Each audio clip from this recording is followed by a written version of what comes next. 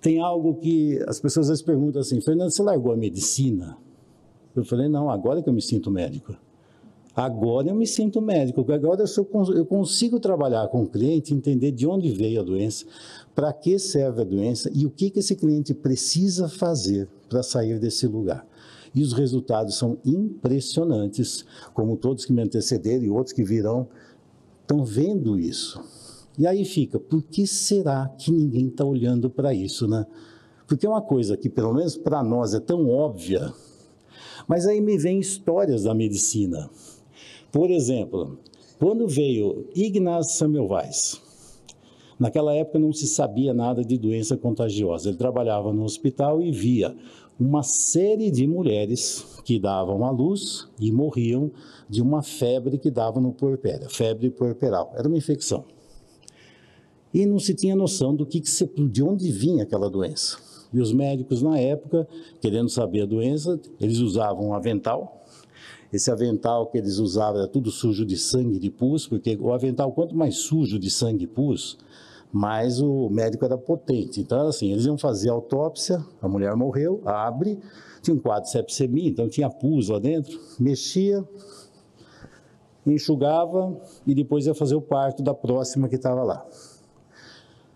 Morreram milhares de mulheres, milhares de mães. Milhares de mães. E aí ele olhava para aquilo e falou, não, tem alguma coisa errada. Por quê? Porque nesse mesmo hospital, na seção do lado, eram as parteiras. E as parteiras não tinham aquela morte, mas nos médicos tinham. E quando ele começou a mostrar isso, ele começou a fazer estatística. Nas estatísticas dele, ele anotou em torno de 4.000 mulheres que morreram depois de dar à luz naquele hospital. Da ala do lado das parteiras não tinha essa quantidade de morte. Era uma coisa absurda. E aí ele começou a entender que tinha alguma coisa que podia passar. Ele falava que era uma partícula cadavérica, podia passar do corpo daquela mulher que morreu para aquela mulher que ela vai dar à luz ali. Por quê? Porque o médico punha a mão ali e ia mexer lá.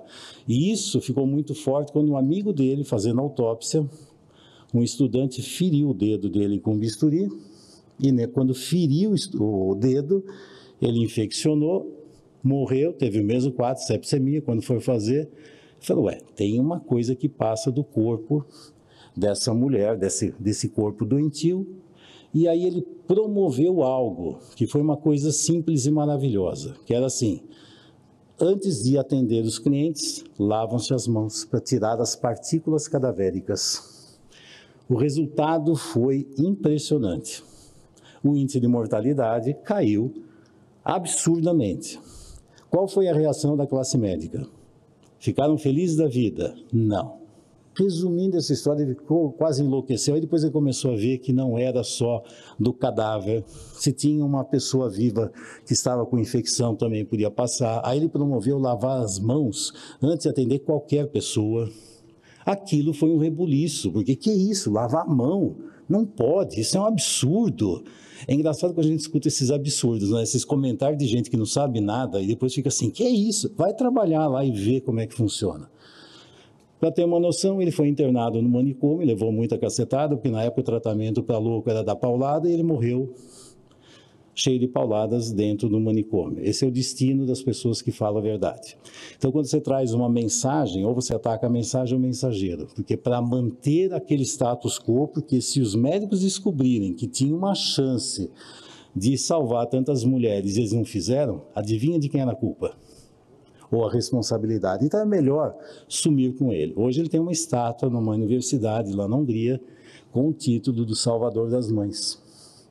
Porque graças a ele, ele começou a colocar isso aí. Até que chegar a Pasteur, olhar lá no microscópio e descobriu que tinha um micro-organismo. Ele falou, gente, não é que tem um negócio mesmo?